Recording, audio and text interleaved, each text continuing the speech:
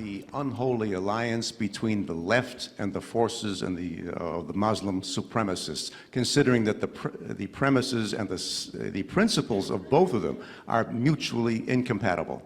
Okay, so they're not mutually incompatible to point A, they are to point B. What I mean is that it's a timeline. The left wants to tear down Western civilization because it thinks it's unequal. The radical Muslims want to tear down Western civilization because they think it's evil. So to the point of tearing down Western civilization, they're pretty much on the same page. It's where they go from there that's a problem, right? One side wants to build a caliphate and the other side wants to build a communist utopia. The reason that the left is routinely, and it's almost invariable, that the left ends up siding with the world's worst human beings in every situation is because, again, if you just go back to that fundamental leftist principle, that equality of outcome is all that matters in life, that equality of outcome means that something just is happening, think about it. The real world is a place where God designed it this way. I believe this. God designed it not for every individual, but certainly for the vast bulk of humanity. If you do responsible, good things with your life, you will be more successful than if you do irresponsible, bad things with your life.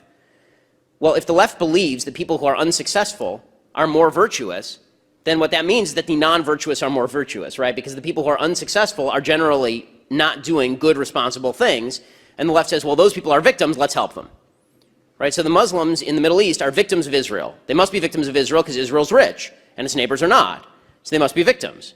Well, the real reason that the Muslims, the Palestinian Muslims, for example, are poor is because they've spent all the money that has been given to them, hundreds of billions of dollars, all the money that's been given to them over the course of decades, and they've spent it on terrorism, and they've spent it on stocking it away in their bank accounts of Yasser Arafat and Mahmoud Abbas, and they've spent it on garbage, and they spent it on anti-Israel propaganda. That's the real reason they're poor, but the left looks at it and they say, they're poor, that means they're virtuous.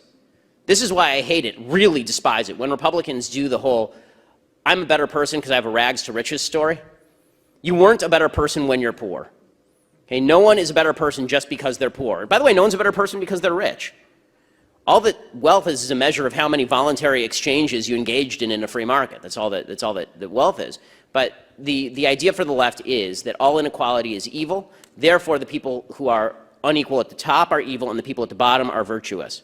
Which is why you'll hear people on the left say things like they like small business, but they hate people who are big business, like the Walmart family, right? The Walton family. They're terrible.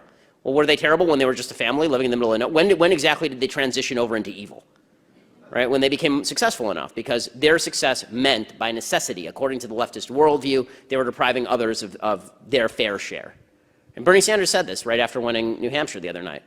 And this is Bernie Sanders' entire thing. He says the principle of America is the principle of fairness, which makes me want to vomit and never stop vomiting.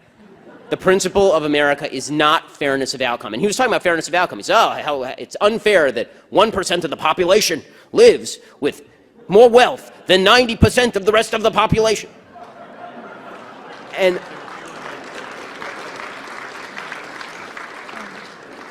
well, maybe, or maybe it's not unfair, because it turns out that 1% of the population is hiring the other 90% of the population to actually provide their services and labor. Hello, my name is Jane. I'm social justice waste. Agree with me or you'll be shamed. Hello, my name is Jane. I'm social justice waste. Agree with me or you'll